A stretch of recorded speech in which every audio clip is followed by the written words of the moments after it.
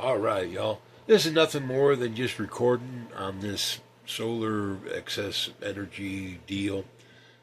I'm just recording it for the posterity stake, or however you say that. The 69.3 is as low as it's been. It got down to 70 when we did a week of. Let me do it. Oh, there it goes. It got down to 70 after like a week of cloudy weather. This is day two of. I'll just have to show you what's outside. It makes me almost just getting the chicken water. I was just hanging with the door open. In the and I was thinking, man, that the crackle of the fire would sound really good because it's that wet kind of cool is what I'm trying to get at. In the but it's not cool enough for that. I mean, this 69, it's like really 69. Like if you had the air conditioner on in the summertime, it's how to say it. If you put a t-shirt on or pants on or anything, you'd be too hot real quick. I mean, it's that borderline is what I'm trying to get at. Let's get outside and see what we got. All right, look at that. We have snowage, but the chickens do have water. The I was playing like what do you call that? Voltage meter detective, wondering why I had the voltage but not any amperage or wattage at all. It's just because we are cloud again. We're like literally in it. So it's brighter. It looks bright, but it's really like that is what I'm trying to get at. You can't even see Marty's house, and he just like not even a mile. It just you can't see the county road is what I'm trying to get at. And that's only 100 yards. It's just not there, y'all. But I did get firewood in at the right time because not that it's not going to get like really wet or anything. It'll just be like messy to handle or hard for the. I got a little wagon and it'll slide off if it's snow covered like that. But I got plenty enough wood to last until this is gone and I can get more in or what if I even need it is what I'm trying to get at. So let's get back inside. All right. Yeah, that atrium out there that connects the house to the outside, that's a lifesaver. It's also a catch-all and a trash pit and all that kind of crap too. But unless you're in a wheelchair and you're like carrying stuff and you have to put stuff down to turn around and do all that kind of other stuff, and then you don't pick it up and then you do other stuff, don't judge. I'm just being honest, because really it doesn't make any difference. But yeah, just don't don't judge. Um, yeah, let's get over here and look at these meters. Is what I'm trying to get at. Is my first idea or my first clue that it was like snow outside and not because see it's daylight is what it looks just as much daylight today as it does any other day. It's pretty bright as far as light goes, but we are in cloud. Here we go. I didn't want to hit the wrong button. We are getting no wattage into our cottage.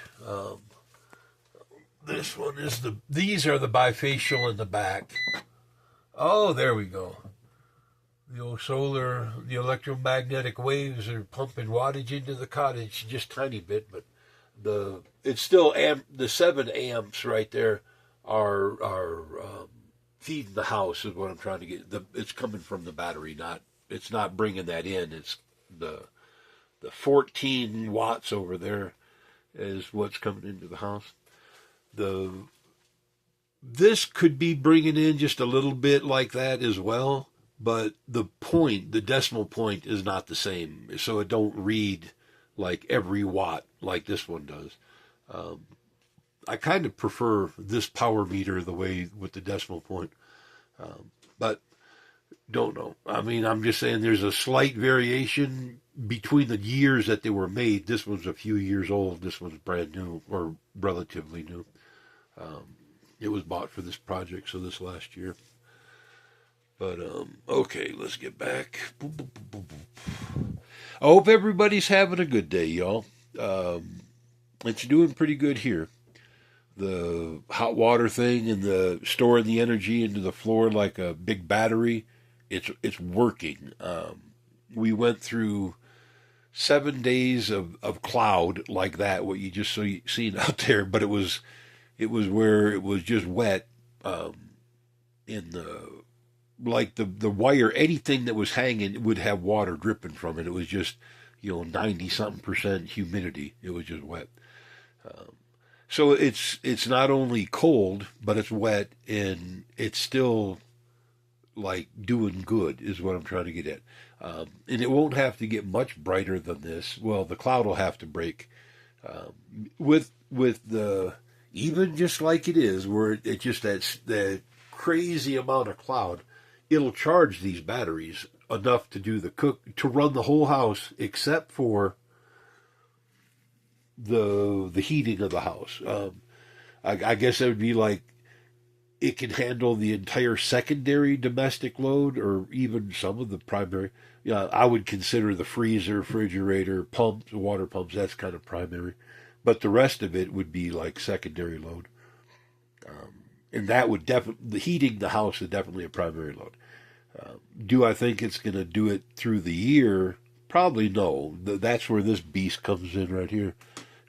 It can put some serious BTU within short order. In just a chunk, like it not even as tall as this. I mean, like half as high, not even that big. That it won't burn that all day. You burn it for like an hour and a half, 3 hours in the morning, depends on just if you like it really toasty or whatever, and then it just re-radiates the heat. It's 3,700 pounds of concrete, sand, or cement, cement, sand, in the bag stuff is what I'm trying to get at. But yeah, it really does work is what I'm trying to get at. One of these days I'll get it hooked up and then I'll turn it around and I'll just make a video of just it burning. I always wanted to post one of them. For why? Don't know. I love the sound of it, not just like.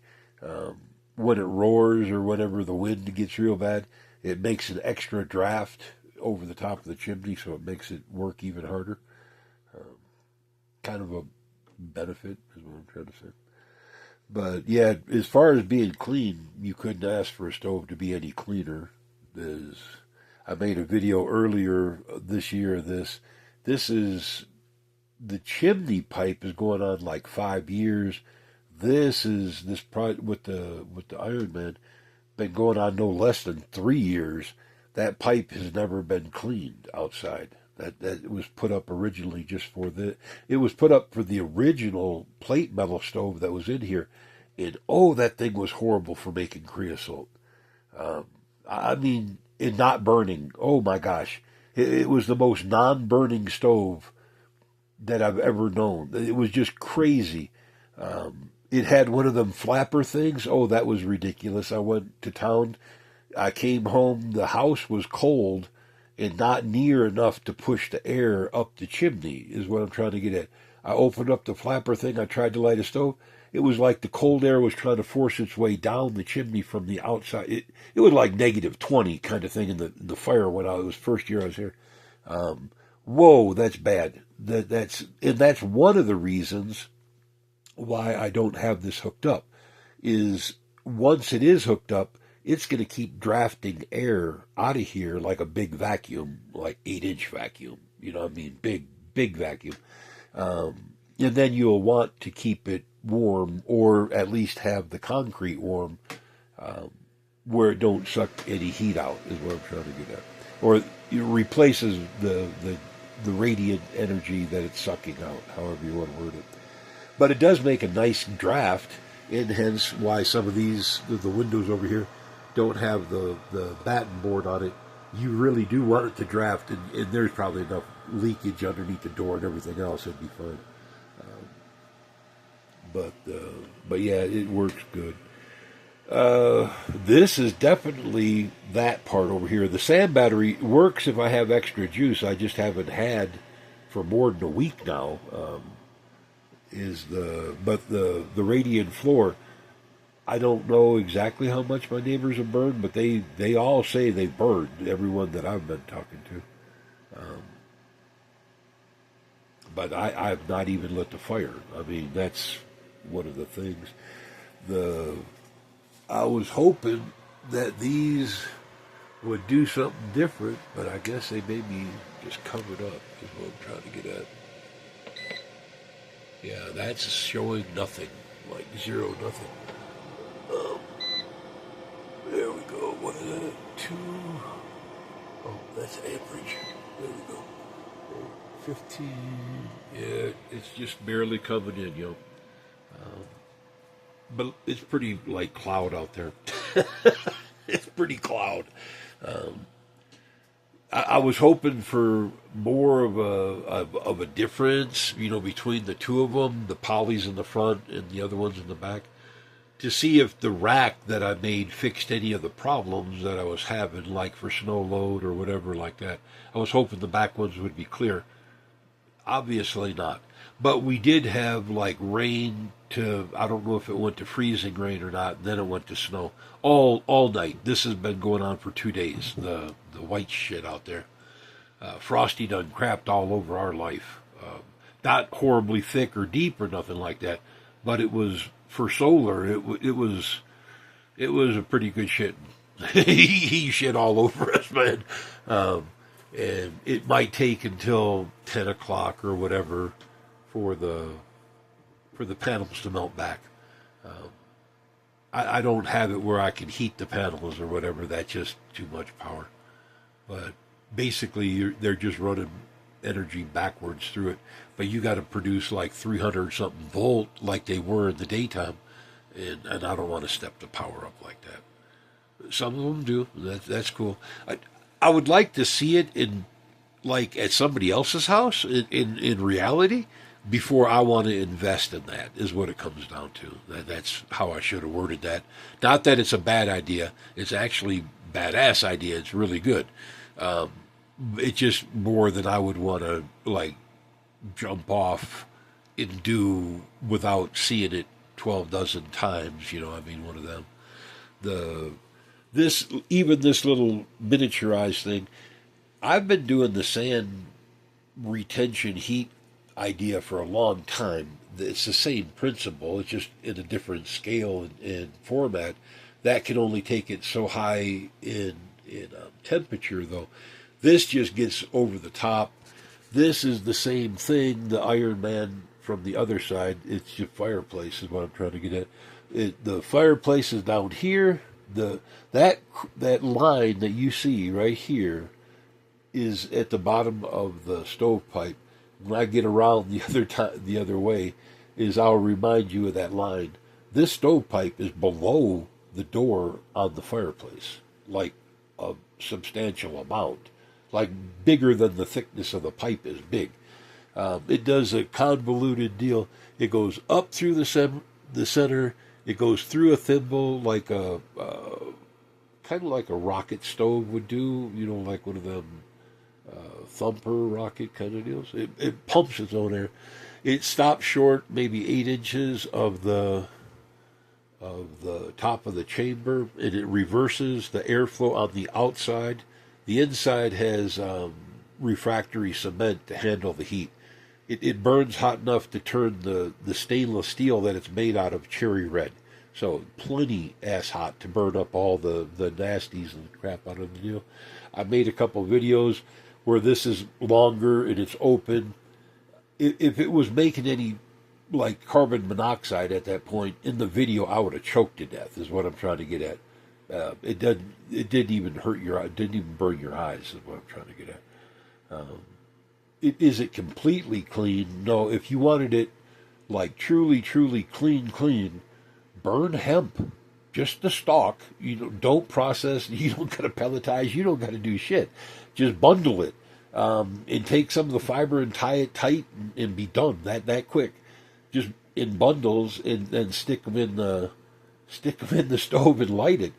This thing can burn that way, is what I'm trying to get at, and it's built it was built originally to handle the heat of hemp. It burns extremely hot.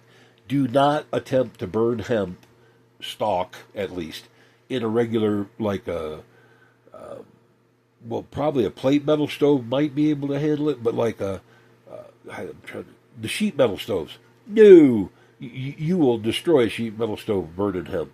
Don't do it. Okay, just don't, because I do some crazy crap, and I got to keep telling you, don't do shit like I do. I'm telling you, don't burn hemp stalk in a sheet metal stove. Bad ass bad. Okay, just cannot take that kind of heat. The form that was inside the stove when I cast the thimble, because I didn't have any way to cast the thimble any other way. So I had to build up a thing and then keep it like that. Doors open, fans on. It was cold, and all the windows, letting it pour upstairs, downstairs, just to cast the thimble. But it worked. I mean, it didn't come back apart. I was literally surprised. It was formed inside and out, stainless steel, but the inside piece was just like what do you call that? Duct pipe. It was not stainless steel, is what I'm trying to get at. It was it was regular pipe, but like duct pipe in the like 5-inch, because that makes the constraint that makes this all work, the pumping action. And just a few fires in, that whole form, the whole sleeve, slid out and fell into the stove. It crystallized it. This thing burns way too hot. Or I mean, like hemp stalk burns way too hot to burn in a sheet metal stove. This thing, you don't want to build this design. Oh, you can't even see what I'm pointing at. Oh shit. You don't want to. I hate when I do that. You don't want to burn this design. You don't want to build it anything short of sheet metal. 304. I mean, real sheet metal. I mean, stainless steel, not sheet metal. This is 60. That fire can turn this thing cherry red. So keep it in mind. Yeah, bad Andy. Yeah, all that time. Okay. Oh, it's on. There we go. Y'all, sometimes I just don't see this so good. For one, I'm looking past the camera in the room. I'm not really looking at the camera. That's the bad part. That's why I'm always pointing like over here when I actually mean there or whatever, you know what I mean, because it's not the same. And I do apologize for that. And all y'all that watch these things, you're troopers. Yeah. I guess I have a little point that I needed to bring up. No, that needs to be a different video. It's about.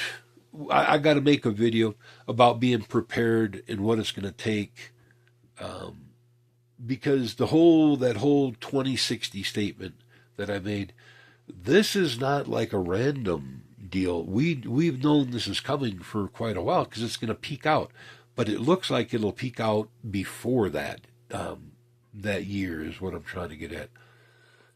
When the AMOC reverses, if the Thwaites Glacier hasn't calved and hasn't risen and hasn't displaced a third of the population of 8 billion people globally, it probably would at that moment, is what I'm trying to get at. I don't know which how to say this. They're probably right, okay? I'm just saying my brain sees things from an alchemist point of view, kind of back asswards. And I know everything I do is not correctly. Okay, so, like, the college peoples, or whatever you want to call it, those people, they think the Earth is fission-based, heating that way and keeping the 6,000 degree molten temperature and all that. If there was enough water to make that reaction happen, it could not happen homogeneously like that without Earth being plasma all over the heliosphere of our sun. That's just how I look at it. I believe that it's an induction base reaction, a fusion reaction that causes like mercury to turn into gold 197, the production of helium, little stuff like that. It's like telltale. Instead of fission, it's fusion. It's also, they think that the Earth's temperature makes the clouds go round. I think that the magnetic induction that we're caught in makes the ocean go round, and that makes the clouds go backwards. Okay, I just look at it from an alchemist point of view. That's what I'm trying to get at, y'all. I'm not saying they're wrong. They're probably right. I mean, fuck, they went to college. They're all this book level crazy good shit, okay? I am not. I am nobody. I am Mr. Nobody. Like, if there was, like, King Nobody, that would be fucking me. I am nobody. It's just the way I think. So, all right, guys, we made it to the 20 minutes again. If you're here, you're a trooper. Love you. Okay. Catch you tomorrow.